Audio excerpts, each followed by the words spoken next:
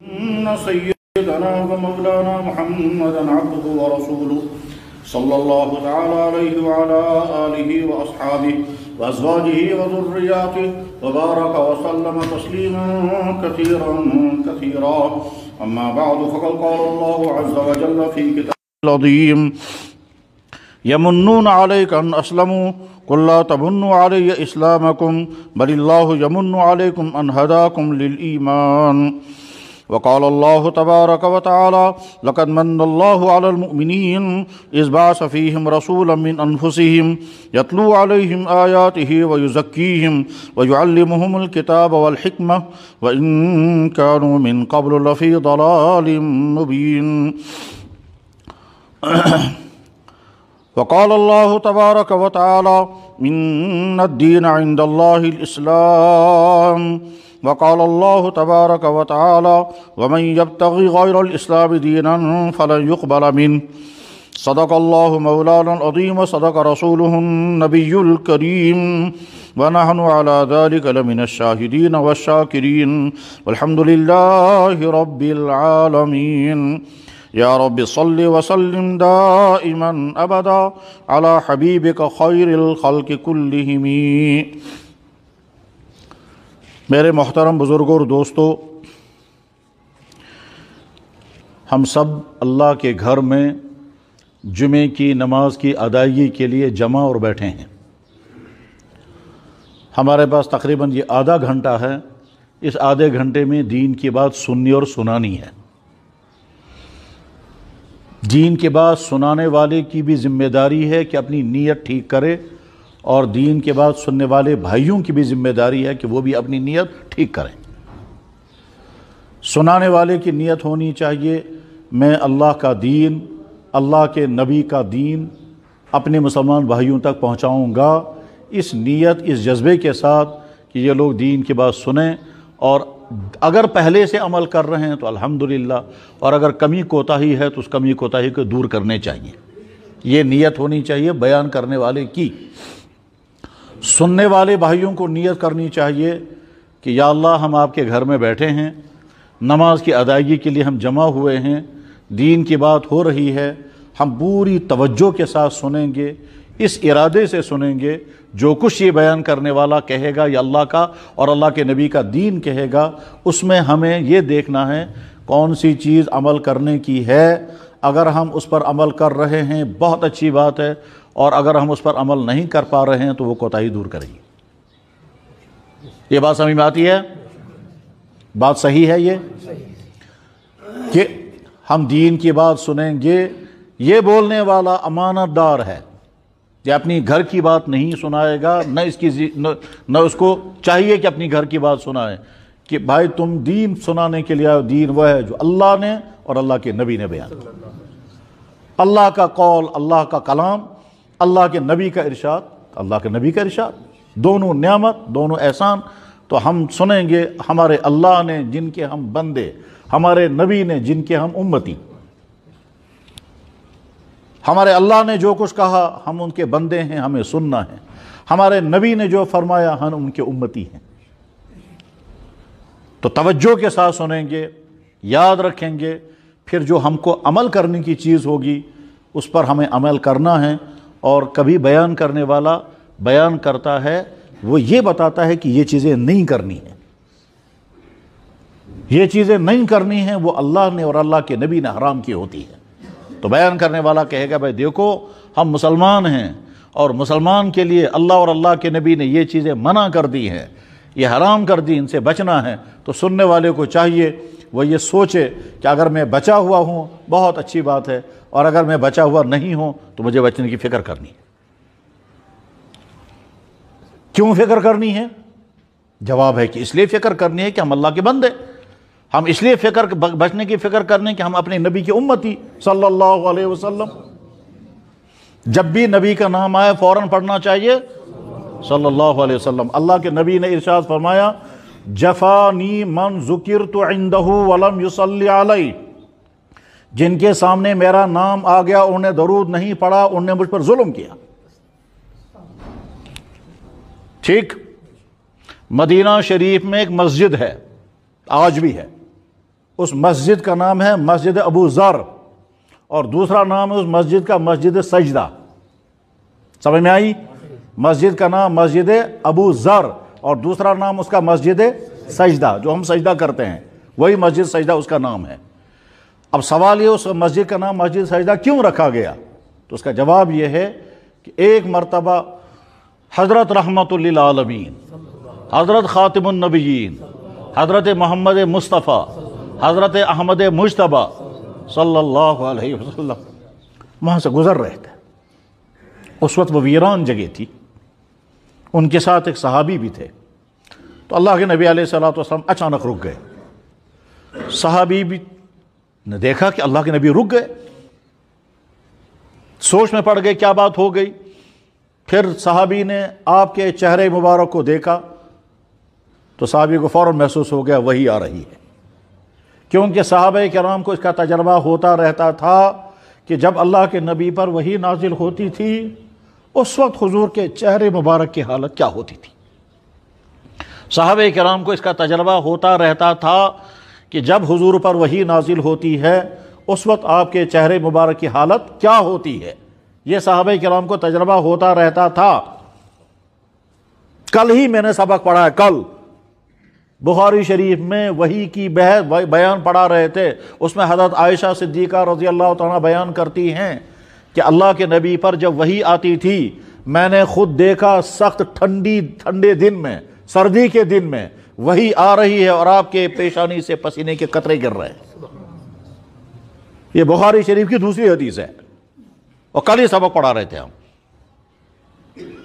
حضرت عائشہ کے الفاظ یہ ہیں وَلَقَدْ رَأَيْتُهُ فِي الْيَوْمِ الشَّدِيدِ الْبَرْدِ حِينَ يَنزِلُ عَلَيْهِ الْوَحْيُ إِنَّ جَبِينَهُ لَيَتَفَسَّدُ مِنْهُ عَرَقًا، آپ کے جبین مبارک سے پسینے کے قطرے گرتے تھے۔ تو صحابہ کو تجربہ تھا کہ جب اللہ کے نبی پر وحی آتی ہے تو کیا کیفیت ہوتی ہے۔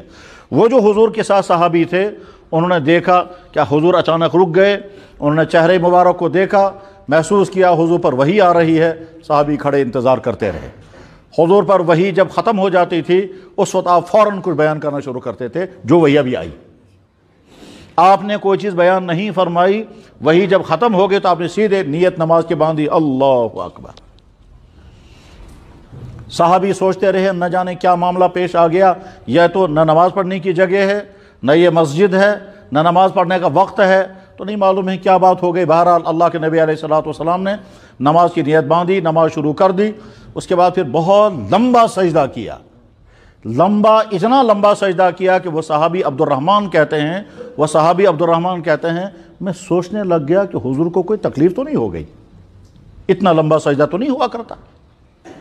تو میں سوچ میں پڑ گیا کہ کہیں اللہ کے نبی کو کوئی تکلیف تو نہیں ہوئی ہے۔ سوچتا رہا کہ اتنا لمبا سجدہ نہیں ہوا کرتا ہے، یہ تو نماز پڑھنے کی جگہ بھی نہیں ہے، ویران جگہ ہے، ویران کھیت رہا ہوگا یا باغ رہا ہوگا مدینہ شریف میں۔ بہرحال اللہ کے نبی علیہ السلام جب سر مبارک اٹھایا، سجدہ نماز ختم کی تو حضور بھی خود بیان کرنا چاہتے تھے، صحابی نے بھی سوال کیا کہ حضرت یہ نماز کون سی تھی اور اتنا لمبا سجدہ آپ نے کیوں کیا؟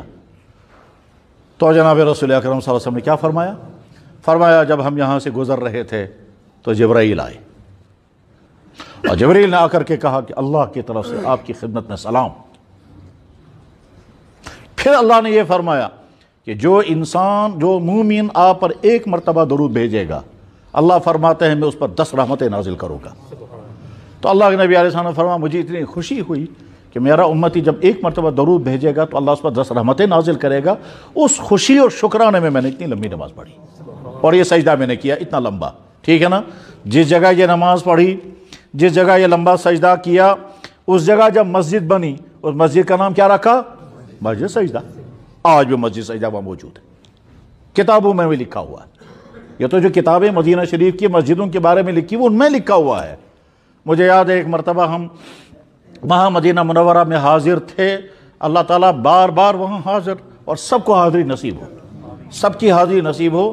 وہاں ہمارے ساتھ کشمیری حاجی تھے، وہ بیمار ہو گئے، ان کو لے کر کے گئے وہاں ہسپتال، وہاں مستشفیٰ انصار ہے، ہسپتال مستشفیٰ کہتے ہیں اسپتال کو، تو مستشفیٰ انصار میں گئے اور وہاں جب بیمار کو اندر لے گئے تو ہم کو کہا تم بیٹھو باہر، اب ہم باہر بیٹھے ہوئے ہیں، ہسپتال کے باہر میں نکلا تو سامنے مسجد تھی، میں نے کسی سے پوچھا یہ کون سی مسجد ہے؟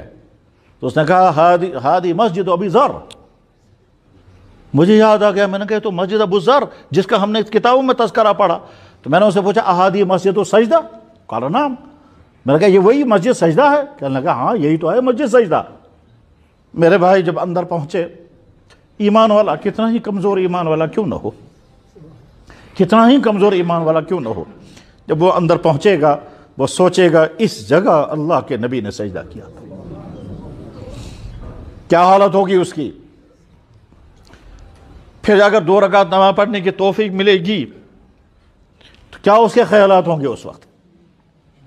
اس جگہ اللہ کے نبی نے وہ لمبا سجدہ کیا تھا، اس جگہ وہ وحی نازل ہوئی تھی، اس جگہ اللہ کے نبی نے فرمایا تھا کہ جو درود پڑھے گا اس پر اللہ کے 10 رحمتیں نازل ہوگی ایک درود پڑھنے پر۔ تو جب بھی اللہ کے نبی کا نام مبارک کانوں میں آئے فوراً کہنا چاہیے صلی اللہ علیہ وسلم۔ تو جناب رسول اکرم صلی اللہ علیہ وسلم کے ہم امتی ہیں۔ میرے بھائی نیت کیا کرنی چاہیے؟ ہم دین کی جو بات سنیں گے ہم یاد رکھیں گے، اور اگر ہم عمل کر رہے ہیں تو بہت اچھا، آئندہ اور پابندی سے عمل کریں گے، اور اگر کوتاہی ہو رہی ہے تو وہ کوتاہی دور کریں گے۔ اور اگر ہم کو بتایا جا رہا ہے کسی ایسی چیز کے بارے میں کہ جو نہیں کرنی ہے، اور بتایا جا رہا ہے کہ اللہ نے اس کو حرام کیا، اللہ کے نبی نے اس کو حرام کیا، تو ہمیں اس سے بچنا ہے، پرہیز کرنا ہے۔ اگر ہم پرہیز کر رہے ہیں، بچے ہوئے ہیں تو بہت اچھی بات ہے، اور اگر ہم سے غلطی ہو رہی ہے، پرہیز نہیں کر رہے ہیں، اس سے بچے ہوئے نہیں ہیں، تو آج کے بعد بچیں گے، آج کے بعد پرہیز کریں گے۔ کیسے؟ بس ابھی مثال سمجھ میں آ جائے گی، مثال سمجھ میں بھی آئے گی انشاءاللہ، اور یاد بھی رکھنا۔ اگر کوئی آدمی بیمار ہو جائے اور وہ ڈاکٹر کے پاس پہنچے اور ڈاکٹر کو کہا صاحب مجھے دیکھو مجھے کیا تکلیف ہے، ڈاکٹر نے اچھی طرح سے ملاحظہ کیا، اس کے بعد کہا مجھے پتہ چل گیا کیا تکلیف ہے، یہ میں نسخہ لکھتا ہوں، یہ تمہاری دوائی ہے، یہ تم کو پرہیز کرنا ہے، صحیح ہے، یہ تمہیں پرہیز کرنا ہے۔ اب ڈاکٹر نے کہا مثلا مرچیں نہیں کھانا، تمباکو نہیں پینا، مسالے مت کھانا، راج ماش کی دال مت کھانا، اور چند چیزیں، تو ہو سکتا ہے یہ بیمار پھر پوچھے گا ڈاکٹر صاحب اور بتاؤ اور کون کون چیز سے پرہیز کروں گا؟ ڈاکٹر کہے گا یہ چیزیں بند کر دو۔ یہ بیمار ان چیزوں کا پرہیز کرے گا یا نہیں؟ یہ بیمار ان چیزوں کا پرہیز کرے گا یا نہیں؟ کرے گا۔ یہ بیمار ڈاکٹر کو یہ تو نہیں کہے گا یہ ساری چیزیں اللہ نے حلال کی ہے، تو کون آ گیا حرام کرنے والا، یہ تو نہیں کہے گا۔ نہ یہ کہے گا، نہ ڈاکٹر جانتا ہے یہ چیز حلال ہے مگر تیرے لیے بھائی صاحب نقصان دہ ہے، اسے تجھے اس کا پرہیز کرنا پڑے گا، ٹھیک ہے۔ ڈاکٹر بھی جانتا ہے یہ چیز حلال ہے مگر اس کے لیے مضر ہے، پرہیز کرنا ہے۔ بیمار بھی سمجھتا ہے یہ چیز حلال ہے مگر میرے لیے اس وقت منع ہے، ڈاکٹر نے کہا مجھے اس سے پرہیز کرنا ہے۔ خدا نہ خواستہ شوگر کی بیماری ہو گئی، ڈاکٹر کے پاس گئے، ڈاکٹر سب سے پہلے کیا بند کر دے گا؟ کھانڈ بند کرے گا، کھانڈ بند کرے گا، گڑ بند کرے گا۔ کسی کو کھانڈ کھانے کا شوق ہے، کسی کو گڑ کھانے کا شوق ہو سکتا ہے۔ ہمارے بہت سارے بھائیوں کو گڑ کھانے کا شوق ہوا کرتا تھا، آج نہیں معلوم ہے یا نہیں، لیکن کھاتے تھے بڑے شوق کے ساتھ، صحیح ہے۔ گڑ میں بہت طاقتور ہے کھانڈ کے مقابلے میں، چینی کھانڈ سے زیادہ طاقتور گڑ ہوتا ہے۔ تو ہمارے بہت سارے بھائیوں کو گڑ کھانے کا شوق تھا مگر ڈاکٹر نے کہا بند کر دو۔ انہوں نے کہا جی اور کیا؟ انہوں نے کہا شہد بھی نہیں کھانا، شہد میں شفا اللہ کے قرآن میں موجود ہے، شہد کے اندر شفا ہے۔ ڈاکٹر نے کہا نہیں کھانا۔ کیوں صاحب تم کو شوگر ہو گیا؟ تو بیمار پرہیز کرے گا لازماً کرے گا، کرنا ہے کیونکہ صحت ضروری ہے۔ میرے بھائی، اے ایمان والے بھائی اور نبی کے امتی، جب تو ڈاکٹر کے کہنے پر حلال چیز چھوڑنے کو تیار ہے تو اپنے نبی کے کہنے پر حرام چیز چھوڑنے کو کیوں تیار نہیں؟ یہ سوچنے کی بات ہے۔ ہم اور آپ اللہ کے فضل سے ایمان والے ہیں، ہم اور آپ اللہ کے فضل سے اللہ کے بندے اور اللہ کے نبی کے امتی ہیں۔ ہم سب کا رویہ یہ ہے کہ ڈاکٹر اگر کہتا ہے یہ چیز بند کر دو اور ہم ضرور پرہیز کریں گے، کرنا بھی چاہیے۔ مگر مجھ مسلمان کو کیا ہو گیا کہ اگر اللہ کے نبی کہتا ہے یہ چیز مت کرنا، میں چھوڑنے کو تیار نہیں۔ ڈاکٹر نے کہا تیری چھاتی خراب ہو گئی، ٹھنڈا پانی نہیں پینا۔ ڈاکٹر نے کہا شوگر زیادہ ہو گیا، جوس مت پینا۔ ڈاکٹر نے کہا چھاتی خراب ہو گئی ہے، لیموں کا پانی مت پینا، پانی جب پیو گے گرم کر کے پینا، میں کہتا ہوں جی بہت اچھا. ڈاکٹر نے کہا معدے میں تکلیف ہو گئی، نمکین چائے بند کر دو، کیونکہ معدے میں السر ہو گیا، نمکین چائے بند کر دیتے ہیں. ڈاکٹر نے کہا معدے میں گرمی ہو گئی، راجماش کی دال گرم چیزیں بند کر دو، کرے گا. ڈاکٹر نے کہا تم کو یہ کرے گا. اور اس کے بعد اللہ کے نبی فرمائیں گے کیا تو نے ڈاکٹر کے کہنے پر پانی پینا بند کر دیا، ٹھنڈا پانی، ڈاکٹر کے کہنے پر جوس پینا بند کر دیا، ڈاکٹر کے کہنے پر تو نے لسی کھانا بند کر دی، ڈاکٹر کے کہنے پر دودھ بھی بند کر دیا. میں کہتا ہوں شراب مت پینا، یہ مسلمان چھوڑنے کو تیار نہیں. میرے کہنے کا مطلب نہیں ہے شرابی ہے، مگر میرے کہنے کا مطلب وہ مسلمان جو نشے میں ہے، جو ڈرگز میں ہے، جو گندی چیزیں استعمال کر رہا ہے، اس مسلمان سے سوال کریں گے میرے بھائی تو مسلمان بیٹا ہے، تو مسلمان باپ کا ہے، اگر ڈاکٹر کے کہنے پر تو یہ ساری حلال چیزیں چھوڑنے کو تیار ہو جاتا ہے. ڈاکٹر نے کہا آپ کو کل تک کچھ نہیں کھانا ہے، کل صبح آپ کا سٹی سکین ہوگا اور پھاکا کر کے آنا، یہ کرنے کو تیار ہے. اللہ کے نبی نے فرمایا روزہ رکھو، کہتا ہے مجھ سے کہاں رکھا جائے گا. لہذا ارادہ کیا کرنا ہے؟ یا اللہ ہم آپ کا دین جو سنیں گے اس میں جو کرنے والی بات ہوگی ہم اسے کریں گے، اور جو بچنے والی بات ہوگی اسے ہم بچنے کی کوشش کریں گے انشاءاللہ. پہلی بات، ہم تمام اللہ کی بارگاہ میں شکر کریں گے. سب پڑھو الحمدللہ، تمام پڑھے الحمدللہ رب العالمین. اللہ نے ہم کو انسان بنایا، دیکھنے کو آنکھیں دی، سننے کو کان دیے، چلنے کو پاؤں دیے، سوچنے کو دماغ دیا. نہ لنگڑا بنایا، نہ اندھا بنایا، نہ بہرا بنایا، نہ پاگل بنایا، پورا جسم عطا کیا. صحیح ہے، کوئی کمی نہیں رکھی. دنیا میں اندھے بھی ہیں، دنیا میں گونگے بھی ہیں. کل مجھے کسی گونگے نے سلام بھیجا، ٹھیک، وہ فون کرتا ہے اور کہ لکھتا ہے السلام علیکم. میں نے یہاں سے واپس السلام علیکم، وہاں کہتا ہے میں گونگا ہوں، میں آپ کے سلام کا جواب نہیں دے سکتا، آپ تحریر میں مجھے سلام کا جواب بھیجو. کل اللہ نے ہم کو گونگا نہیں بنایا، اللہ نے ہم کو اندھا نہیں بنایا، اللہ نے ہم کو لنگڑا نہیں بنایا، یہ تو ہے انسان بنایا، پورا انسان. اس کے بعد اللہ نے ایمان کی دولت عطا کی اور ایمان والے گھر میں ہم کو پیدا کیا. ایمان کی دولت کیسے مل گئی؟ ایمان والے گھر میں پیدا ہو گئے. اگر ہم کسی ایسے گھر میں پیدا ہوئے ہوتے جہاں ایمان نہیں ہے، ہو سکتا ہے ہم بھی اسی کفر کی حالت میں ہوتے، شاید اس کفر سے ہم نکل نہیں پاتے. مگر اللہ نے ہم کو یہ مشکل امتحان نہیں ڈالا اور ہم کو ایمان والے کے گھر میں پیدا کیا. میرا باپ بھی مسلمان، میری ماں بھی مسلمان، آپ کا باپ مسلمان، آپ کی ماں مسلمان. جس عورت کے پیٹ میں ہم نے 9 مہینے گزارے وہ ایمان والی، جس عورت کا ہم نے دودھ پیا وہ ایمان والی. وہ بیچاری دیندار تھی یا نہیں، وہ نماز پڑھتی تھی یا نہیں، لیکن یہ تو کہتی تھی میں مسلمان ہوں، یہ تو کہتی تھی میں نے کلمہ پڑھا ہے. یہ تو ہوتا ہوگا نا کہ جب وہ بچے کو چھاتی سے لگاتی ہوگی تو چھاتی سے لگا کر کے دودھ پلا کر سلاتے ہوئے کیا بولتی تھی؟ اللہ اللہ. بچوں کو جب سلاتے ہیں عورتیں، دودھ پی لیتے بچے کو جب سلاتے ہیں تو عورتیں کیا پڑھتی ہیں؟ یہ اللہ اللہ. تبھی تو کہہ رہی وہ جب وہ مسلمان ہیں. اگر وہ مسلمان نہیں ہوتی پتہ نہیں کیا بولتی. یہ سارا تب ہوا جب ایمان والے کے گھر میں اللہ نے ہم کو پیدا کیا. ہم اللہ کے گھر میں اس وقت ہیں اس لیے کہ ہم ایمان والے ہیں. اور یہ ایمان والا کیسے بن گئے ہم؟ اللہ نے ایمان والے کے گھر میں پیدا کیا. کتنا نادان ہے وہ مسلمان، کتنا کم عقل یا کم سوچ والا ہے وہ مسلمان جس نے کبھی اس بات کو نہیں سوچا کہ اگر اللہ نے مجھے کسی ایسے گھر میں پیدا کیا ہوتا جہاں ایمان کی دولت نعمت نہیں ہے تو ہو سکتا ہے میں آج تک ویسے ہی کفر میں ہوتا جیسے دنیا کے کروڑوں انسان کفر میں. میں اگر ایمان والا اس وقت ہوں، میں نے کوئی ایمان کے لیے سفر نہیں کیا، میں نے ایمان کے لیے دوڑ دھوپ نہیں کی، میں نے کسی کفر کو چھوڑ کر ایمان کی طرف نہیں آیا. وہ تو اللہ نے ایمان والے کے گھر میں پیدا، گھر میں ایمان کی دولت مل گئی. آج بھی لاکھوں انسان ایسے ہیں جو چاہتے ہیں کہ ہم ایمان کی طرف آئیں، مگر خطرناک مشکلات ہیں، اور وہ مشکلات ہم سمجھ بھی نہیں سکتے کیا کیا مشکلات ان کے لیے ہیں. گھریلو مشکلات الگ ہیں، گھریلو مشکلات الگ ہیں. اب بھی صبح مجھے فون کیا کسی نے، اس نے بتایا فلاں نے کلمہ پڑھا ہے، اب اس کو یہ مشکلات، اب کیا کریں اس کا. اس نے بتایا وہ فلانا علاقے میں ہے، فلانے جگہ پر ہے، اس نے کلمہ پڑھا ہے، اب وہ چاروں طرف سے اس کے حالات ایسے ہیں، ایک دم خیال آیا. میں نے کہا یا اللہ ہم کو تو ایسا امتحان. تو اللہ نے ایمان کی دولت عطا فرمائی.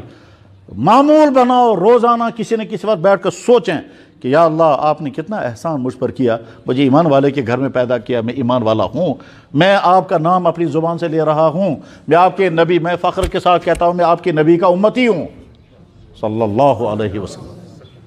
لہذا الحمدللہ یا اللہ آپ کے بارگاہ میں شکر ہے، یا اللہ اس آپ کے گھر میں، اس پہاڑ کے دامن میں، ان درختوں کے بیچ میں ہم کھڑے ہو کر کے اعلان کر رہے ہیں یا اللہ آپ ہمارے اللہ ہیں، ہم آپ کے بندے ہیں، آپ کا نبی محمد رسول اللہ ہمارے نبی ہیں، ہم ان کے امتی ہیں۔ میرے بھائی اپنے آپ کو معمولی نہیں سمجھنا چاہیے۔ کیا فرمایا اللہ کے نبی نے؟ اللہ کے نبی صلی اللہ علیہ وسلم نے فرمایا مبارک اس انسان کو جس نے میری ملاقات کی اور ایمان قبول کیا، مبارک اس انسان کو جس نے میری ملاقات کی اور ایمان قبول کیا۔ ہم اس میں نہیں، ہم اس میں نہیں ہیں، کیونکہ ہم نے تو ملاقات نہیں کی، ہم تو آج، اللہ کے نبی تو 1500 سال پہلے دنیا میں تھے، اللہ کے نبی اللہ کے پاس چلے گئے، ہم نے تو ان کی ملاقات نہیں کی۔ تو اللہ کے نبی نے کیا فرمایا؟ مبارک اس انسان کو جس نے مجھے دیکھا اور ایمان قبول کیا۔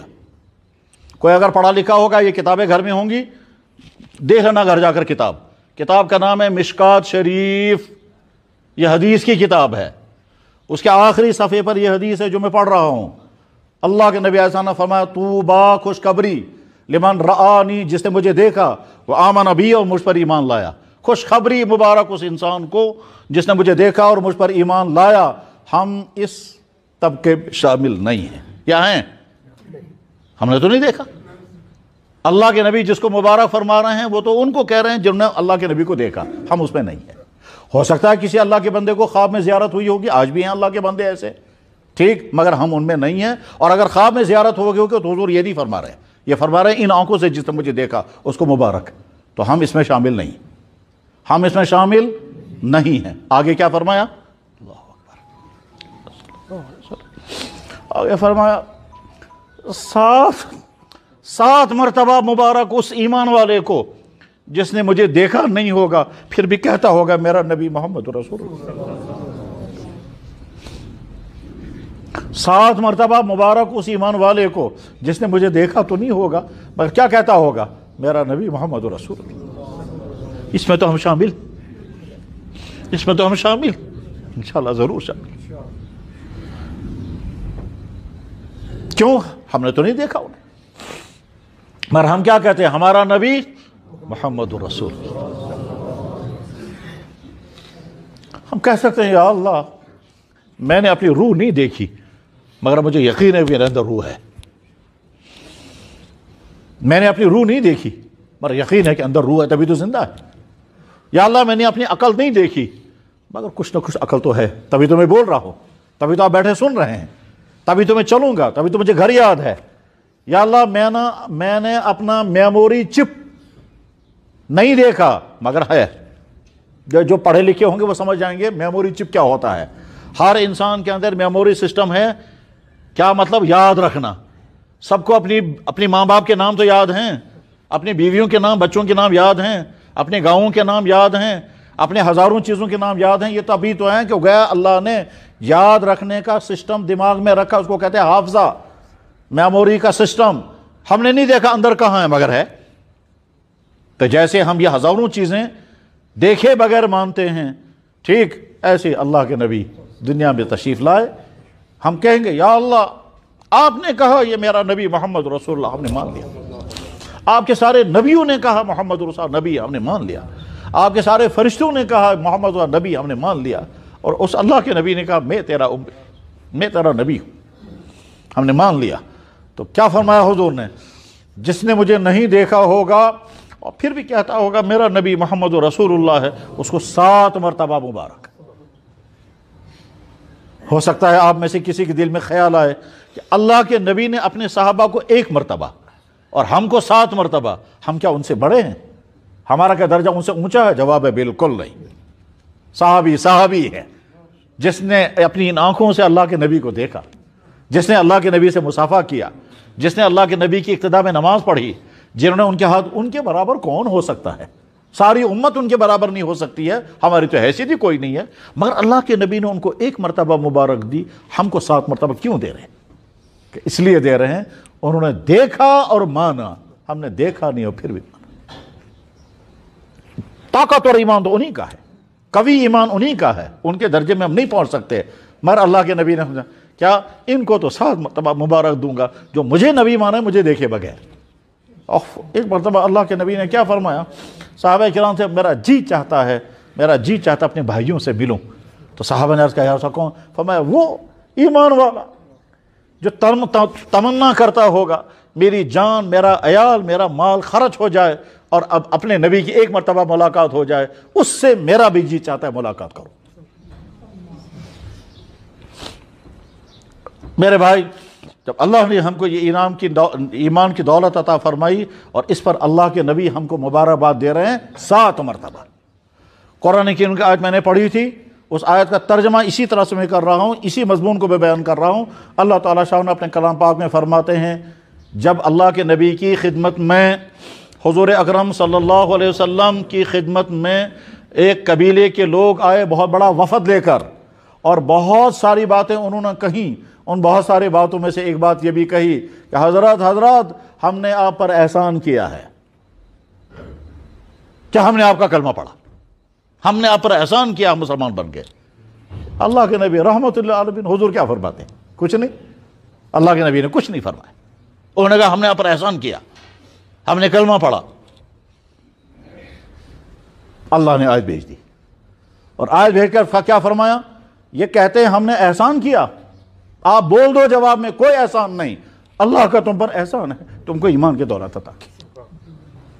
یمنون علیک ان اسلموا، یہ اچھا منت ہوں اس بنے مسلمان، یہ فخر سان بنا اس بنے مسلمان سانچو منت، ہمارا احسان ہے آپ پر، ہم نے ایمان قبول کیا۔ قل، آپ جواب میں کہیے لا تمنوا علیہ، مجھ پر کسی کا کوئی احسان نہیں، بل اللہ یمنکم، اللہ کے تم پر منت ہے، اللہ کا تم پر احسان ہے، ان ہداکم للایمان، تم کو ایمان کی ہدایت عطا فرمائی۔ یا اللہ ہمارا پر کوئی ایسا، آپ کا ہم پہ ایسا، آپ کے گھر میں، اللہ کے گھر میں ہم کہتے یا اللہ آپ کا ہم پر احسان ہے، آپ کا ہم پر احسان ہے، ہم ایمان عطا کیا، اپنے نبی کی امت میں پیدا کیا، جس نبی کی امت میں پیدا ہونے کی تمنائیں نبیوں نے کی۔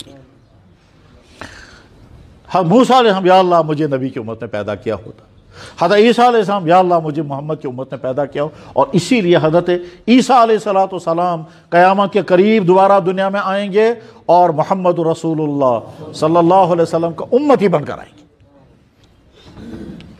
وہ عیسیٰ علیہ السلام جو بغیر باپ کے پیدا ہوئے، وہ عیسیٰ علیہ السلام جس کے پیدا ہونے سے لے کر کے تمام حالات اللہ نے قرآن میں بیان کیے، وہ عیسیٰ علیہ السلام جو ماں کی گود میں دودھ پیتے حالت میں انہوں نے باتیں کی ہیں، ماں کی گود میں دودھ پی رہے تھے اور ہاتھ اٹھا کر کہا میں اللہ کا بندہ ہوں، وہ عیسیٰ علیہ السلام ہمارے نبی کی امتی بن کر آئیں گے۔ تو جس نبی کے امتی بننے پر نبیوں کی تمنا تھی، اس نبی کے امتی اللہ نے ہم کو بنایا۔ میں ابھی کل رات ایک بھائی کو سنا رہا تھا، اپنے ایک بھائی کو سنا رہا تھا کہ ایک آدمی گزرا ہے، اس کا نام، وہ ایمان سے محروم تھا، وہ ایمان والا نہیں تھا، اور کسی انگریز ملک میں وہ پڑھتا تھا، انگریز ملک کیا برطانیہ میں، وہاں وہ پڑھتا تھا ایک بڑی یونیورسٹی میں، اس یونیورسٹی کو کہتے ہیں کیمبرج یونیورسٹی، وہاں وہ پڑھتا تھا، وہاں اس نے اللہ کے نبی علیہ السلام کی سیرت مبارکہ پڑھی، اس کے بعد پھر مسلمان ہو گیا، اور مسلمان ہونے کے بعد جب وہ واپس آیا اس نے کتاب لکھی، اللہ کے نبی علیہ السلام کی سیرت لکھی انگریزی میں، کتاب کا نام اس نے رکھا ہے پرافٹ آف ڈیزرٹ، اس کو اردو میں ترجمہ کہتے ہیں پیغمبر صحرا۔ پھر بعد میں کسی کیس میں اس کو پھنسایا گیا اور وہ جیل میں چلا گیا، وہ جیل میں بند تھا اور چھوٹنے کے حالات نہیں تھے اسے، اور ایسا اس پر کوئی لگایا گیا کہ وہ زندگی بھر جیل ہی میں رہتا، چھوٹنے کے حالات نہیں تھے۔ یہ 1940-45 کی بات ہے، چھوٹنے کے بیچارے کے حالات نہیں تھے۔ پہلے ایمان سے محروم، یاد رکھنا، پہلے ایمان سے محروم تھا، اس نے اللہ کے نبی علیہ السلام کی سیرت پڑھی، پھر مسلمان ہو گیا، پھر سیرت پر کتاب لکھی، انگریزی میں کتاب لکھی، پھر یہاں جب واپس آیا تو اس کو جیل میں ڈالا گیا، وہاں لاہور میں لاہور کی جیل میں یہ آدمی بند تھا، 1947 سے پہلے کی بات ہے، لاہور جیل میں بند ہے، اس پر کوئی ایسی دفعہ لگائی گئی ہے کہ وہ چھوٹنے والا نہیں تھا موت تک، ٹھیک، اور عدالت کہہ رہی تھی اتنی بڑی رقم لاؤ تب تمہیں چھوڑیں گے، اتنی رقم کا انتظام اس کے پاس نہیں تھا، اس لیے اس نے سمجھ لیا اب تو زندگی بھر کے لیے گیا میں چھوٹنے والا نہیں ہوں، ٹھیک۔ اس کے بعد پھر اللہ کے نبی علیہ السلام وہاں ایک آدمی کے خواب میں آئے، اور خواب میں آ کر فتح، اس آدمی کا نام تھا سردار علی، اس کو کہا دیکھو میرا ایک چاہنے والا جیل میں بند ہے، میرا ایک چاہنے والا جیل میں بند ہے، اور اس کو ضمانت مانگی جا رہی ہے اتنی بڑی رقم، وہ ادا نہیں کر سکتا، تم انتظام کرو۔ اس شخص نے اپنی زمین بیچی، پراپرٹی بیچی، اور بیچنے کے بعد اتنی رقم لے کے پہنچ گیا، اور جا کر کے پیش کر دی، کہا میں فلانے کی طرف سے ضمانت لے کر کے آیا ہوں، اس کو چھوڑ دو۔ چنانچہ جب وہ چھوٹ کر باہر آ گیا تو لاہور کی جامع مسجد میں سے کھڑے ہو کر تقریر کرتے ہوئے کہا کسی مسلمان نے نہیں، مجھے میرے نبی نے نکالا، مجھ کو تو میرے نبی نے میری فکر کی ہے۔ بعد میں اسے کتاب لکھی ہے پیغمبر سہارا، کل رات میں بتا رہا تھا، میں نے دیکھی بھی ہے کتاب، اس نبی کی امت میں اللہ نے ہم کو پیدا کیا۔ ایک صحابی ہیں، یہ جنگل میں رہنے والا انسان، بکریاں پالنے والا، ہم کہہ سکتے ہیں بکروال ہوگا، بکریاں پالنے والا شخص، ٹھیک، بکریاں اس نے نہیں سنا تھا محمد کیا ہے، اس نے نہیں سنا تھا نبی کی ذات کون سی ہوتی ہے۔ بہرحال وہ کہتے ہیں وہ صحابی، میں بکریاں پالنے والا، میں نے سنا بھی نہیں تھا نبی کون ہے، مجھے پتا بھی نہیں تھا، ایک دن بھیڑیا آ گئے میری بکری لے گیا۔ یہ چونکہ بہت طاقتور تھا، اسے دیکھا بھیڑیا میری بکری گھسیٹ رہا ہے، وہ دوڑا اس کے پیچھے اور جا کر کے بکری چھین لی۔ تو بھیڑیا سامنے سے کھڑے ہو کر کیا کہتا ہے، او ظالم، یہ تو میری غذا ہے، ایک کو خدا نے بنایا وہ گھاس کھاتا ہے، میں تو یہی کھاتا ہوں، یہ تو میری غذا ہے، میں نے غذا اپنی لی تھی، تو نے مجھ سے چھینی کیوں؟ یہ کہتا ہے میں حیران ہو گیا کہ بھیڑیا بات کر رہا ہے اور وہ انسان کی طرح بول رہا ہے۔ کہتا ہے میں نے تعجب کے ساتھ کہا بھیڑیا تو انسان کی طرح بول رہا ہے، قیامت تو نہیں آ گئی؟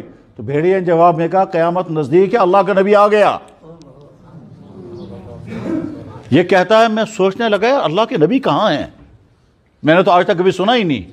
اب وہ نکلا ڈھونڈنے کے لیے، پوچھنے کے لیے، دوسرا کوئی بکروال ملا ہوگا، یہ تو میں لفظ بکروال بول رہا ہوں، ٹھیک، سمجھانے کے لیے، بکریوں والا، بھیڑ بکری چرواہا۔ بہرحال وہ ڈھونڈتے ڈھونڈتے کسی نے کہا بھائی ہم نے سنا ہے کوئی شہر ہے مدینہ، وہاں اللہ کا کوئی نبی ہے۔ وہ چل پڑا بیچارہ اپنی وہ بکریاں لے کر، جو مدینہ شہر پہنچا اور صحابی سے پوچھا ہذہ مدینہ النبی، یہ نبی کا شہر ہے؟ صحابی نے کہا ہاں یہ نبی کا شہر۔ اس نے پوچھا میں نبی کی خدمت میں جا سکتا ہوں؟ فرمایا ہاں جا سکتے ہو۔ اس نے کہا جی یہ بکریاں کہاں رکھوں گا؟ اس نے کہا میرے گھر میں رکھ دو، میرے آنگن میں رکھ دو۔ اس شخص نے کہا بھائی صاحب میں پردیسی انسان، بکریاں تمہارے حوالے کروں گا، ملاقات کر کے جب واپس آؤں گا تو بکریاں ملیں گی مجھے یا کھائی جاؤ گے؟ اگر تم انکار کرو گے میں پردیسی انسان، میرے پہ تو گواہ بھی نہیں۔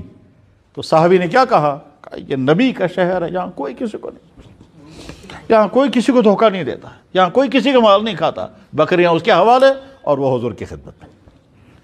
جب وہ حضور کی خدمت میں پہنچا تو دروازے سے اس نے کہا ارسلنی الیک الذئب، حضرات مجھے بھیڑیے نے آپ کے پاس بھیجا۔ حضرات بچونس رام ہون سوزمت، اللہ کے نبی اعظم سمجھ گئے،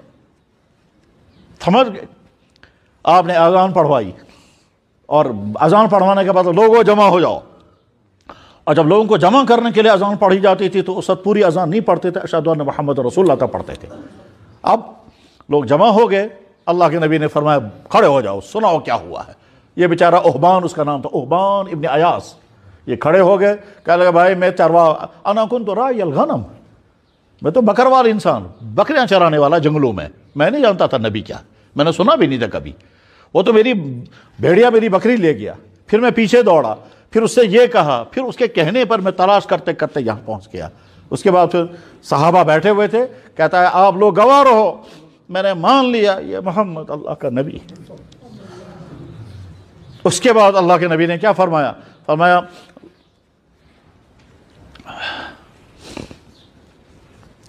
لن تقوم الساعة حتى يشهد الحجر والمدر والشجر، تب تک قیامت نہیں آئے گی جب تک درخت گواہی نہیں دیں گے میں اللہ کا نبی ہوں، پتھر گواہی دیں گے میں اللہ کا نبی ہوں، جیسے بھیڑیے نے گواہی دی کہ میں اللہ کا نبی ہوں. ہم کہیں گے اللہ ہم نے آپ کے نبی کو مانا. یہ سارا سن کر تو ہم امتی اپنے نبی محمد رسول اللہ. میرے بھائی جب اللہ نے ہم پر یہ احسان کیا ہے اب ہماری ذمہ داریاں، وقت ختم ہو گیا ہے وہ سمجھا، لیکن بس چند منٹ میں چند باتیں عرض کروں گا. ہم اللہ کے بندے اور اللہ کے نبی کے امتی. ہمارا تعلق اللہ کے ساتھ بھی ہے بندہ ہونے کا، ہمارا تعلق اپنے نبی کے ساتھ بھی ہے امتی ہونے کا. ٹھیک ہم اللہ کا تعلق ہم پڑھتے ہیں لا الہ الا اللہ. ہم اپنے نبی کے ساتھ تعلق ہم پڑھتے ہیں محمد الرسول اللہ. ہم کہیں گے یا اللہ ہم نے آپ کو پہچانا اپنے نبی کے واسطے سے، انہوں نے آپ کا تعارف کرایا، ہمارے نبی نے آپ کے بارے میں جو کچھ کہا ہمیں قبول. ہم اپنے نبی کے بارے میں کہیں گے یا اللہ آپ نے اپنے نبی کے بارے میں جو کہا ہمیں قبول. لا الہ الا اللہ سے محمد رسول اللہ کو سمجھیں گے اور محمد رسول اللہ سے اللہ کو سمجھیں. اللہ کا تعارف اللہ کے نبی سے زیادہ بہتر کوئی نہیں کرا سکتا، اور اللہ کے نبی کا تعارف اللہ سے زیادہ بہتر کوئی نہیں کرا. اگر ہم اللہ کو سمجھنا چاہیں سب سے بہتر جگہ کون سی ہے؟ محمد رسول اللہ. اور اگر ہم محمد رسول اللہ کو سمجھنا چاہیں سب سے بہتر کون سمجھائے گا؟ اللہ. وہی اللہ کہتے ہیں یہ رحمت للعالمین، وہی اللہ فرماتے ہیں یہ خاتم النبیین، وہی اللہ یہ فرماتے ہیں کہ مجھے اس کی جان کی قسم. اللہ اکبر. جان کی قسم کب کھاتے ہیں؟ ماں باپ کو بیٹا پیارا ہوتا ہے تو سر پر ہاتھ رکھ کے اسی کی قسم. تو پیارا تبھی تو، کسی کو بیل پیارا ہوتا ہے تو بیل کی قسم کھاتا ہے، جوان کو جوانی پیاری ہوتی ہے تو جوانی کی قسم. جس کو جو پیارا وہ اس کی قسم کھائے گا. اللہ نے اپنے نبی کے جسم مبارک کی قسم کھائی، لعمرک، قسم ہے آپ کے جسم کی. تو اللہ اکبر. اللہ نے اس لیے کبھی بھی اللہ کے نبی کا نام نہیں لیا. ہر نبی کو نام لے کر پکارا، یا آدم، یا موسیٰ، یا عیسیٰ، یا داود، یا ابراہیم. لیکن پورے قرآن میں کہیں نہیں کہا یا محمد، بلکہ اگر کہا تو کیا کہا؟ یا ایھا الرسول، یا ایھا النبی، یا ایھا المزمل. اللہ بھی اپنے نبی علیہ الصلوۃ والسلام کو مخاطب کرتے نام لے کر نہیں. اب جب ہم اپنے نبی اللہ کے نبی کی امتی ہیں تو ہم کی ذمہ داری کیا ہے؟ نمبر 1، یا اللہ آپ ہم کو بتائیے ہم پر کیا کیا چیزیں فرض ہیں وہ کریں گے. یا رسول اللہ ہم کو سمجھائیں کون کون سی چیزیں آپ نے فرض کی ہم وہ کریں گے. یا اللہ ہمیں بتا دیں کون کون سی چیزیں آپ نے حرام کی ہیں جو آپ کو ناراض کرتے ہیں ہم ان سے بچیں گے. یا رسول اللہ ہم کو بتا دیں کیا کیا چیزیں آپ نے ہماری حرام کی ہم ان سے بچیں گے. ہم وہ زندگی نہیں گزارنا چاہتے ہیں جس زندگی کو گزارتے ہوئے اللہ ہم سے ناراض ہے ہمیں پرواہ نہیں، اور اللہ کے نبی کو ہم سے تکلیف پہنچے ہمیں پرواہ نہ ہو. یاد رکھنا چاہیے اللہ جل شانہ ہر چیز برداشت کر لیتے ہیں مگر نبی کی اذیت برداشت نہیں کرتے. اور اگر میری زندگی ایسی گزر رہی ہے جس کی وجہ سے میرے نبی کو تکلیف ہو رہی ہوگی، اللہ کیسے برداشت کرے گی؟ میرے بھائیوں بس میں شارٹ کرتا ہوں. پہلی بات جتنے نوجوان لڑکے ہیں تمام کے تمام اچھی طرح سے سن لیں. اپنے ایمان کی حفاظت، اپنے اخلاق کی حفاظت، اپنے کردار کی حفاظت، اپنی صحت کی حفاظت خود کرنا ضروری ہے. کرو گے نہیں تو ہو سکتا ہے تمہارا ایمان چھن جائے، ہو سکتا ہے تمہارا کردار برباد ہو جائے، ہو سکتا ہے تم شراب میں پھنس جاؤ، ہو سکتا ہے تم ڈرگز میں پھنس جاؤ، ہو سکتا ہے تم غلط تعلقات میں پھنس جاؤ، ہو سکتا ہے تم فیشنوں میں برباد ہو جاؤ گے. پوچھنے والا کوئی نہیں ہوگا. آج کے ماں باپ کو بھی فکر نہیں ہوتی، اور اگر ہوتی ہے تو زبان پہ بول نہیں پاتا. صحیح ہے؟ یہ صورتحال یہی ہے. اگر ہم اپنی ان بچوں کی فکر نہیں کریں گے اور یہ ہمارے بچے اپنی کنٹرول اپنی نہیں کریں گے تو بیچارہ کل کو اس کو ایمان بھی نہیں رہے گا یا اللہ کو بھی نہیں جانتا ہوگا. اللہ کے نبی یہ کہتا رہے گا ہم فلانے پختون کے ہیں، وہ تھا فلانا پختون، وہ تو گیا اپنا نیک اعمال لے کر چلا گیا قبر میں، تو کیا ہے؟ یہ کہیں اور پہنچ گیا ہوگا. ایک کہے گا میں فلانے چودھری کا بیٹا ہوں، وہ چودھری حاجی بھی تھا، وہ نمازی بھی تھا، وہ درود بھی پڑھتا تھا، اس نے اعمال بھی کیے ہوں گے، وہ تو گیا اپنے اعمال لے کر کے، تو کہاں پہنچ گیا؟ میرے بھائی ایمان والوں کے گھروں میں وہ لوگ پیدا ہو جاتے ہیں کہ جن کو ایمان نہیں ہوتا ہے، اور وہ قصور ان کا نہیں ہوتا، قصور ہمارا ہوتا. اس لیے اپنے والدین اپنی بچوں کی فکر کریں اور جوان اپنی جوانی کی بچانے کی خود فکر کریں. میرے نوجوان بھائیوں اچھی طرح سے سنو، جناب رسول اکرم صلی اللہ علیہ وسلم کو بہت زیادہ فکر تھا اپنی امت، میری امت کے جوان بگڑنے نہیں چاہیے، اس لیے حضور جوانوں کو نام لے کر یا معاشر الشباب، اے جوانوں اپنی جوانی کو برباد نہیں ہونے دینا۔ برباد کیسے؟ جب تم ڈرگس میں پھنسو گے، جب تم آوارگی میں پھنسو گے، جب تم غلط موبائلوں کے چکر میں رہو گے، جب تمہارے تعلقات غلط چل رہے ہوں گے، جب تمہارے دماغ میں برے خیالات آ رہے ہوں گے، جب تم غلط فیشن، جب تم فضول خرچی کر رہے ہوں گے، جب تمہارے پاس تعلیم نہیں ہوگی، ادھر سے روزگار نہیں ہوگا، ٹینشنوں میں پھنسو گے، پھر طرح طرح کی خرابیاں، تو نہ تمہارا دین باقی بچے گا، تمہارا دنیا باقی بچے گا۔ اس لیے اپنی فکر بہت زیادہ کرنے، والدین کو اپنی اولادوں کی اور اولادوں کو اپنی جوانیوں کی۔ میرے بھائی ایسے علاقے بھی ہیں کہ جہاں ایمان والے نہیں تھے، محنت ہوئی تو ایمان والے پیدا ہو گئے، جہاں دین سے دور تھے سارے دیندار بن گئے، اور ایسے علاقے بھی ہیں ایمان والے تھے، اگلی نسل ایمان والی رہی نہیں۔ ایک انگریز ملک ہے، وہاں ایک عورت نے اسلام قبول کیا، وہ مسلمان بن گئی، اور اس کے بعد اب وہ میڈیا والے آئے، وہ سے پوچھنے لگے تمہارا فردر پروگرام کیا ہے؟ اس نے کہا کیا بتاؤں گے فردر پروگرام کیا ہے؟ اللہ نے مجھے ہدایت عطا کر دی۔ انہوں نے پوچھا فردر آگے کیا ہے تمہارا پروگرام؟ کہنے لگا آگے میرا پروگرام بہت افسوسناک ہے۔ وہ میڈیا والے چوکنا ہو گئے، کون سا افسوسناک ہے، کیا مسئلہ ہے؟ انہوں نے کہا بھائی کیا افسوسناک ہے؟ کہنے لگا کیا بتاؤں کیا افسوسناک ہے؟ انہوں نے کہا کچھ تو بتاؤ گے، تم کہتے ہو فردر اگلا پروگرام افسوسناک ہے، کیا افسوسناک ہے؟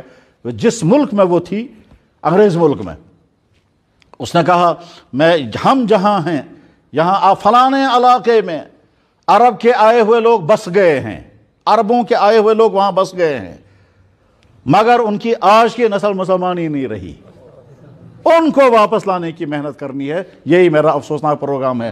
کاش وہ اچھے مسلمان ہوتے، میں دوسروں کو کہتی مسلمان ایسا ہوتا ہے تم بھی بنو۔ اب مجھے دوسروں کو نہیں، پہلے انہی کو کہنا ہے تم تو مسلمان تھے، واپس آؤ۔ وجہ کیا ہوئی؟ انہوں نے کیا ہوگا، دولت کمائی ہوگی، وہ دولت کمانے گئے ہوں گے انگریز ملک میں، اور دولت کماتے رہے، مست رہے، اپنی بچوں کی فکر نہیں کی آگے چل کر کے۔ اس لیے میرے نوجوان بھائیوں، یہ تم پہ تنقید نہیں ہے، یہ تمہاری توہین نہیں ہے، یہ تم کو چنوتی ہے کہ تمہاری اگلی زندگی کیا کیا خطرے اس میں آ سکتے ہیں۔ ہو سکتا ہے تمہیں ایسی جگہ ملازمت ملے جہاں تمہارا اپنا ایمان بچانا مشکل ہوگا، ہو سکتا ہے تم مزدوری کرتے کرتے کسی ایسی جگہ پہنچو گے وہاں اپنا ایمان بچانا مشکل ہوگا، ہو سکتا ہے تم تعلیم پڑھنے کے لیے کسی ایسی جگہ پہنچ جاؤ گے تمہارا ایمان وہاں بچ نہیں پائے گا۔ اگر یہاں سے ایمان مضبوط ہوگا تو بچا سکو گے، ورنہ ختم ہو جائے گا۔ اور اس میں دھوکے بھی لگتے ہیں۔ دھوکے کیا لگتے ہیں؟ میں مثال بتاتا ہوں۔ میرے پاس آدمی آیا، نوجوان لڑکا، اس نے مجھے بتایا مجھے فلاں جگہ میں فلاں علاقے میں فلاں جگہ پر فلاں ادارے میں میری ڈیوٹی ہے، یہ نام بھی بتایا، جگہ بتائی، ادارہ ڈپارٹمنٹ بتایا، اور اس نے کہا کہ وہاں مجھے یہ سب کچھ کرنا پڑتا ہے۔ میں نے کہا یہ تو سارا تمہارا ایمان ختم ہو جائے گا اس سے۔ کہنے لگا اس کے بغیر چارہ ہی نہیں۔ میں نے کہا گھر والوں سے کہو میں وہاں سے واپس آ جاؤں گا۔ کہا گھر والے کہتے ہیں کہتا ہے بنے ملازمت وہیں کی طرح مشکل سے ملی ہے، روزگار ملا، اب چھوڑ کر کے آؤ گے۔ کہا میں نے گھر والوں سے پوچھا تھا، گھر والے کہنے لگے ایمان دل میں ہوتا ہے، باقی ظاہر سے جو مرضی کرتے رہو۔ یہ ہے وہ، یعنی اس کو وہ سارے کام کرنے پڑ رہے ہیں جس کی وجہ سے ایمان ختم ہو جاتا ہے۔ اور گھر والے کیا کہہ رہے ہیں؟ کہہ لگے ایمان دل میں رکھو، باقی جو چاہے سو کرتے رہو۔ تو میرے نوجوان بھائیوں، اپنی ایمان کی فکر یاد رکھنا چاہیے۔ جس علاقے میں دین کی تعلیم کا انتظام نہیں ہوتا وہاں شیطان مطمئن بیٹھا ہے، یہاں کوئی خطرہ مجھے نہیں ہے۔ یہ بیچارے چند بزرگ بیٹھے ہیں، ان کی وجہ سے مسجدیں آباد ہیں، اگلے والے آئیں گے ہی نہیں۔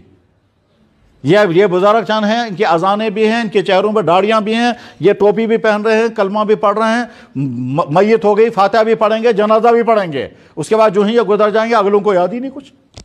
جب اگلوں کو یاد ہی نہیں ہوگا وہ کہیں گے دفن کر دو جی ہم۔ میرے بھائیوں، اپنے بچوں کی فکر، اور یہ تب ہے کہ جب اپنے علاقے میں ادارے قائم کرو گے۔ جیسے سکول بچوں کو پڑھانا ضروری ہے، تبھی آج کے زمانے میں آدمی روزگار کما سکے گا، اسی طرح سے اگر اپنے بچوں کو آپ کلمہ تک نہیں پڑھاؤ گے تو یہ بچہ آگے کیسے رہے گا؟ اس کے بعد تمام وہ ضروری غیر ضروری مسئلے جو ضروری نہیں ہیں سمجھو اچھی طرح سے، ان تمام غیر ضروری مسئلوں کو سائڈ پر رکھ کر جو اصل مسائل ہیں وہ سیکھو کہ اسلام کی بنیاد کن چیزوں پر ہے، کون کون سی چیز ماننا لازم ہے۔ ان میں سے ایک چیز کا بھی انکار کریں گے تو ایمان ختم ہو جائے گا۔ مثلا ایک انسان کہتا ہے اللہ میرا اللہ، تمام فرشتوں پر میرا ایمان، سارے نبی اللہ کے نبی تھے، مرنے کے بعد میں زندہ بھی ہو جاؤں گا، مگر میں محمد رسول اللہ کو خاتم النبیین نہیں مانتا. تو جواب ہے کہ ایمان سے ختم. انہوں نے کہا میں نے تو ساری چیزیں مان لی، ایک چیز نہیں مانی. تو جواب ہے یہ ایک چیز ماننے سے آپ ایمان سے نکل گئے. تو اس لیے ہر مسلمان کو سمجھنا ہے کون کون سی چیزیں ماننا. اس کو کہتے ہیں ایمان، اس کو کہتے ہیں توحید، اس کو کہتے ہیں کلمہ شہادت، اس کو کہتے ہیں عقائد. تو ماننا. اس کے بعد ہر مسلمان کو سمجھنا ہے کون کون سی چیزیں اللہ اور اللہ کے نبی نے فرض کی ہے. اب نماز ہر مسلمان پر فرض ہے، یہ کسی بھی حال میں معاف نہیں ہے.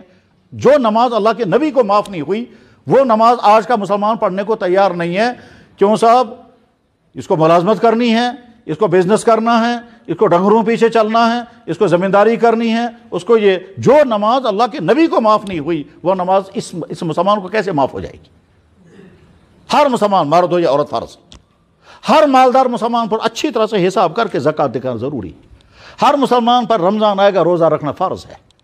ہر مسلمان کو قرآن سیکھنا، قرآن پڑھنا، قرآن کی تلاوت پر عمل کرنا لازم ہے. ہر مسلمان کو اچھی طرح سے سمجھنا ہے مجھے مسلمان بن کر جینا ہے. اور مسلمان بن کر جینا ہے، اور مسلمان بن کر جینے کے معنی یہ ہے جو چیزیں اللہ اور اللہ کے نبی نے مجھے حرام کی مجھے ان سے بچنا ہے. رشوت اگر اللہ کے اور اللہ کے نبی نے حرام کی اس سے اپنے آپ کو بچنا. حرام دولت کمانا اگر تو بچنا ہے. کسی کا حق دبانا، کسی کی زمین پر قبضہ کرنا، چوری کرنا، شراب بیچنا، ڈرگز کرنا، یہ ساری چیزیں جو اللہ کے ہر مسلمان کی ذمہ داری ہے وہ اپنے سامنے لسٹ رکھے کہ میرے اللہ اور میرے نبی نے یہ چیزیں میرے لیے حرام کر دی ہیں، مجھے ان سے بچنا ہے. اسی طرح جس طرح سے ہر انسان جو ہے وہ ڈاکٹر کے پاس جا کر کہتا ہے مجھے بتاؤ اچھی طرح کون کون سی چیزیں مجھے پرہیز کرنا ہے، اور کرتا ہے پرہیز، کرنا ہی پڑے گا. اگر شرک حرام ہے تو اس سے بچنا ہے. ماں باپ حق کی نافرمانی حرام ہے، اس سے بچنا ہے. شراب حرام ہے، اس سے بچنا ہے. ڈرگ سارے کے سارے حرام، اس سے بچنا ہے. زناکاری حرام ہے، اس سے اپنے آپ کو بچانا ہے. ناجائز تعلقات لڑکیوں عورتوں کے ساتھ جوڑنے حرام، اس سے اپنے آپ کو بچنا ہے. برے خیالات دماغ میں لانا حرام ہے، یہ دماغ کا غلط استعمال، اس سے بچنا ہے. آنکھوں میں کیا کیا جرائم ہوتے ہیں ان سے بچنا ہے. اللہ کے نبی دعا کرتے تھے یا اللہ، حالانکہ اللہ کے نبی معصوم، گناہ سوچ بھی نہیں سکتے اللہ، لیکن اللہ کے نبی نے یا اللہ میرے دل میں نفاق نہیں آنا چاہیے، یا اللہ میری زبان پہ جھوٹ نہیں آنا چاہیے، یا اللہ میری آنکھ خیانت نہیں کرنی چاہیے. اللہ کے نبی کی آنکھ خیانت کر سکتی ہے؟ مگر اللہ کے نبی نے دعا کی تاکہ ہم کو پتا چلے بھائی کون کون سی چیز بچنے کی ہے. اللہم طہر قلبی من النفاق، حضور کی دعا ہے. وعینی من الخیانہ، یا اللہ میری آنکھ خیانت نہ کرے. اگر ہمارا آج کا جوان صبح سے شام تک 50 سینکڑوں مرتبہ، آج کا ہم سب آنکھوں کے گناہ کا امتحان آج کے ہر مسلمان کو ہے، چاہے بوڑھا ہو، چاہے مولوی ہو، چاہے امام ہو، چاہے پیر ہو، چاہے بیچارہ جوان ہو، ہر ایک کو امتحان ہے. کیونکہ ہماری ہی بیٹیاں، ہماری ہی مائیں، ہماری ہی گھر کی عورتیں بن سمر کر ٹھن کر کے اور سنوار کر کے اپنے آپ کو سامنے لاتی ہیں، فنکشنوں میں، دفتروں میں، کالجوں میں، سڑکوں پر، باغوں میں، ہر جگہ. اس وقت اپنے آپ کو بچانا. ہر مسلمان کو سمجھ، سود حرام کیا اللہ نے، حرام. رشوت اللہ کے نبی نے حرام کیا، حرام ہے. چوری کرنا حرام ہے، حرام. فراڈ کر کے دولت کمانا حرام. پڑوسیوں کا حق دبانا حرام ہے. جو چیزیں حرام اللہ اور اللہ کے نبی نے کی ہیں ان کو سیکھنا ہے، سمجھنا ہے اور اسے بچنے کی فکر کرنی ہے. میرے بھائیو، اللہ نے جو دین بھیجا ہے وہ بالکل آسان ہے، وہ مشکل نہیں. اللہ اپنے قرآن پاک میں فرماتے ہیں میں نے جو دین تمہارے لیے بھیجا یہ مشکل نہیں ہے. قرآن میں اللہ تعالیٰ فرماتے ہیں یرید اللہ بکم الیسر ولا یرید بکم العسر. اللہ کے نبی فرما رہے ہیں ان دین یسر، میرا دین بالکل آسان ہے. تو ارادہ کریں انشاءاللہ، یا اللہ آپ نے ہم پر احسان کیا، ہم کو ایمان والا بنایا. یا اللہ ہم آپ کا شکر گزار بندے ہیں. قرآن میں اللہ تعالیٰ اے میرے بندو یاد رکھنا میں نے کیا کیا نعمتیں کی. یا ایھا الناس اذکروا نعمت اللہ علیکم، اے میرے بندو میری نعمت کیا کیا ہے یاد رکھو. تجھے آنکھ دی، کان دیے، زبان دی، جوانی دی، ایمان دیا، گھر دیا، اولاد دی، ماں باپ دیے، خوشیاں دی، دولت دی، کبھی پھاکے نہیں لگے. اور کیا؟ اگر قیامت کے دن اللہ ہم سے پوچھیں گے بتاؤ جو کون کون سی چیز تمہاری تھی میرے ذمہ جو میں نے تمہیں نہیں دی، تمہیں زندگی دی، ایمان دیا، وامات دیے، گھر دیے، دولت دی، پیسہ دیا، تعلیم دی، عہدے دیے، یہ سارا میں نے تمہیں دیا، اب اور کیا چیز مجھے دیں؟ اپنے سب سے پیارے نبی کی امت میں تجھ کو پیدا کیا. یہ سارا تو اللہ کے بارگاہ میں شکر نمبر 1. نمبر 2 اپنی فکر. ہم ایمان اسلام سیکھیں گے اور اس پر عمل کریں گے، سیکھیں گے اور عمل کریں گے. ہر انسان کو سیکھنا. یہ مت سمجھو مولویوں کی ذمہ داری، اتنا مت سمجھو پیر صاحب کی ذمہ داری. ہر ایک کو اپنے اپنی قبر میں الگ الگ جانا اور حساب دینا ہے. قبر میں جب جائیں گے فرمائیں گے بتا بھائی تیرا رب کون تھا، تو بتا اس نبی کے بارے میں تو کیا کہتا ہے۔ اچھی طرح سے سنیں، بخاری میں حدیث ہے، اللہ کے نبی نے فرمایا جس نے دل سے مجھے مانا ہوگا، ٹھیک دل سے مجھے مانا ہوگا، چوں ہی قبر میں جائیں گے میرے بارے میں سے پوچھا جائے گا، وہ کہے گا کیا کہے گا؟ حدیث میں الفاظ ہیں، بخاری میں حدیث ہے، وہ آدمی جو ہی پوچھے گا اللہ تعالیٰ فرمائے گا محمد کے بارے میں کیا کہتے ہو؟ وہ کہے گا وہ محمد رسول اللہ جاءنا بالبینات فآمنا بہ واتبعناہ، کہ یا اللہ آپ مجھے نبی کے بارے میں پوچھ رہے ہیں، ہمارے نبی محمد تھے، ہم ان کے امتی ہیں، وہ دین حق لے کر آئے، ہم نے ان کا ایمان قبول کیا، ہم نے ان کو فالو کیا، ان کے ایک حکم پر عمل کیا۔ تو فرشتے کہتے ہیں آرام کر، نم صالحا۔ اور جو کیا گیا یا اللہ وہاں کہتے تھے کچھ لوگ نبی ہے، ہم نے کہا ہوگا جی، وہ کہتے تھے نبی کا نام محمد، ہم بھی کبھی کبھی بول دیتے تھے ہوگا، باقی نہ ہم نے پوچھا وہ کیا کہتے تھے کرنے کو، نہ ہم نے پوچھا کیا کہتے تھے بچنے کو، نہ ہم بچے ہیں نہ ہم نے کیا ہے کچھ، باقی لوگ کہتے تھے ہم بھی کہتے تھے۔ تو اللہ تعالیٰ وہ حدیث میں ہے اللہ کے نبی علیہ السلام نے فرمایا یہ ہے وہ منافق جن کے دل میں ایمان نہیں ہوگا۔ اچھی طرح سے فکر کرنی ہم کون سی کیٹیگری میں ہیں، ہم کس طبقے میں شامل ہیں، ایسا نہ ہو کہ ہم سمجھتے ہوں ہم تو پکے مومن ہیں اور اندر سے نکل چکا ہوگا۔ اس کی بہت ساری علامتیں بھی ہوتی ہیں جن علامتوں سے ہم اپنے آپ کو پہچان سکتے ہیں ہم کون سی حالت میں ہیں۔ گناہ کرنے پر اگر خوشی ہو رہی ہے، گناہ کرنے پر اگر خوشی ہو رہی ہے سمجھ لو ایمان نکل چکا، اور گناہ کرنے پر اگر افسوس ہو رہا ہے سمجھو ایمان ابھی باقی ہے، تبھی افسوس ہوا، مگر ایمان کمزور ہے تبھی گناہ سے بچا نہیں پا رہا ہے۔ دفتر میں ایک آدمی نے رشوت لی اور دل میں خوشی، آہا بہت اچھا ہو گیا، کل کو کوئی اور ملنا چاہیے، ایسا ہی، اس کا تب جرم کیا اور اوپر سے ساتھ میں خوش۔ یہ ایک آدمی کسی سے ملنے کے لیے گیا جس سے ملنا نہیں چاہیے تھا اور ملاقات نہیں ہوئی، بڑا افسوس، اور ہو گئی ملاقات بڑی خوشی۔ پھر کہیں کھیتوں میں گئے یا کہیں دفتر میں گئے یا کسی ہوٹل میں گئے یا کہیں خفیہ جگہ ملاقات کی اور دل میں خوشی محسوس ہو رہی ہے، اور واپس آ رہے ہیں بڑی خوشیاں لے کر، اور واپس آ رہے ہیں یہ سوچ کر اور ملیں گے، سمجھ لو ایمان ختم ہو چکا ہے۔ جرم کرنے پر تجھے افسوس ہونا چاہیے، یہ جرم کرنے پر تجھے خوشی ہونی چاہیے۔ فرمایا اللہ کے نبی علیہ السلام نے سرت کا حسنتک وساءت کا سیئتک فانت مومن، جب نیکی کرنے پر تجھے خوشی ہو اور گناہ کرنے پر تجھے افسوس ہو تو سمجھ لینا ابھی تیرے اندر ایمان موجود ہے۔ اور جب تم گناہ کرو اور خوشی محسوس ہو اور فخر کے ساتھ کہو بڑا مزہ آ گیا تو خطرہ ہے، پھر شاید اندر سے نکل چکا ہے، بچا کچھ نہیں۔ اللہ کی بارگاہ میں شکر، الحمدللہ۔ ارادہ یا اللہ آپ نے احسان فرمایا تیرے دین کو سیکھیں گے، پڑھیں گے اور اس مطابق زندگی گزاریں گے۔ اور آخری جو ضروری بات ہے وہ یہ اپنی اولادوں کی فکر کرو۔ اولادیں تم کو نعمت ہیں، یہ وہ نعمت ہے جو نبی بھی مانگتے تھے، یا اللہ مجھے اولاد دے دے۔ نبی کے پاس مکان نہیں ہوگا وہ نہیں مانگے گا، نبی کے پاس پیسہ نہیں ہوگا اس کو کوئی پرواہ نہیں، پھاکے لگ رہے ہوں گے نبی گزارے گا وہ بھی، لیکن اولاد نہیں ہوگی تو نبی بھی کہتے تھے یا اللہ اولاد دے دے۔ ابراہیم علیہ السلام نے دعا مانگی، قرآن میں ہے۔ زکریا علیہ السلام نے دعا مانگی، اللہ نے اولاد دی ہے، اس اولاد کی فکر کرو، جیسے تعلیم، جیسے صحت، ایسے ان کے دین کی، ان کے اخلاق کی، ان کے کردار کی فکر کرو۔ ایسا نہ ہو تو سمجھتا رہے گا میرا بیٹا میرا بیٹا، یہ کہاں بگڑے گا اور وہ نہ جانے کہاں پہنچ چکا ہوگا، وہ ڈرگز میں ہوگا، وہ شراب میں ہوگا، وہ غلط تعلقات میں ہوگا، وہ فیشن میں ہوگا، وہ فضول خرچی کر رہا ہوگا، اس کے دماغ میں بھی گناہ، اس کی آنکھ پہ بھی گناہ، اس کی زبان پہ، اس کے کانوں میں بھی گناہ، اور باپ مطمئن بیٹا ہے میرا بیٹا تھوڑی بھی کر سکتا ہے۔ اور جو جوانی کی زندگی میں ہے، میرے بھائیو تمہاری جوانی تمہارے ہاتھوں میں امانت ہے، اس کو چاہے داغدار بناؤ اور چاہے اس کو سدھار کر کے سنوار کر کے رکھو۔ قیامت کے دن اللہ کے نبی بات حدیث سنا کے بعد ختم کر رہا ہوں، فرمایا جناب رسول اکرم صلی اللہ علیہ وسلم نے قیامت کے دن 7 آدمی عرش کے سائے کے نیچے ہوں گے، ان 7 آدمیوں میں سے دوسرے نمبر پر وہ جوان جس جوان نے اپنی جوانی سارے برے کاموں سے بچا کر کے گزاری ہوگی اور پاک صاف جوانی گزاری ہوگی، وہ قیامت کے عرش کے سائے کے نیچے ہوگا۔ اور اگر ہم میں سے کسی سے غلطی ہو گئی مایوس نہیں ہونا ہے، ہرگز نہیں۔ قرآن کریم میں اللہ تعالیٰ فرماتے ہیں اے میرے بندو لا تقنطوا من رحمت اللہ، اللہ سے مایوس نہیں ہونا، میں معاف کرنے کو تیار، تو آ تو جا میری طرف،